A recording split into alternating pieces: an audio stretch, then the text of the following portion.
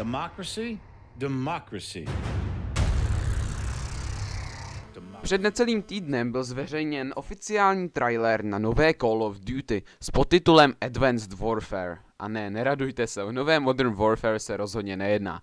Na trailer se rozhodně stojí podívat nejen z důvodu charismatického hereckého výkonu Kevina Spaceyho. Kevin Spacey ve hře představuje Jonathana Ironse, šéfa největší soukromé vojenské organizace s názvem Atlas Corporation, který má svou vlastní děsivou vizi o fungování světa. Odehrává se rok 2045. Ocitnete se jako voják uprostřed futuristické války a vaším úkolem je jak jinak celou situaci uklidnit a nastolit mír.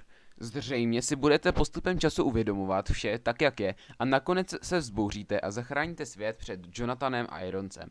Už jen z traileru si opět uvědomíme to, že singleplayer bude jakýsi hollywoodský velkofilm prezentovaný hrou. Největší zábavu a také většinu hodin strávených nad hrou si proto zřejmě užijeme v multiplayeru. O tom však nic zatím nevíme. Na tiskové konferenci jsme se také dozvěděli to, že vývojáři hodlají využít plný potenciál nextgenových konzolí, takže si připravte pořádné železo. Ale i vy z konzolí Xbox 360 nebo PlayStation 3 nezoufejte, protože hra vyjde i na ně. Ovšem, hra se může od nextgenové verze lišit nejen v aspektu grafiky. Hratelnost by měla být jiná hlavně o exoskelet, což je jakási schránka na tělo přidávající fyzické aspekty jako delší skok, kamufláž, větší rychlost a tak dále. Hrajeme v budoucnosti, takže vás nepoloží jedna kulka, ba naopak, jich budete moci schytat mnohem více než jsme zvyklí. Doufejme, že půjde o realistickou fikci a ne o koridorovku, která má obtížnost pro 5leté děti.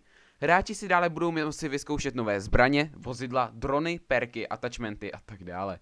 Doufejme, že se nové kotko vytasí s něčím extra, protože se nové díly vyvíjí 3 roky namísto 2.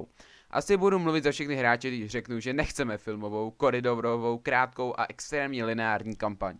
Budeme se jim přát, aby se multiplayer, který je stejně u nejnovějších dílů tím hlavním, vydařil. Hra vyjde 4. listopadu 2014 na PC, PlayStation 3 a 4 a Xbox 360 a Xbox One.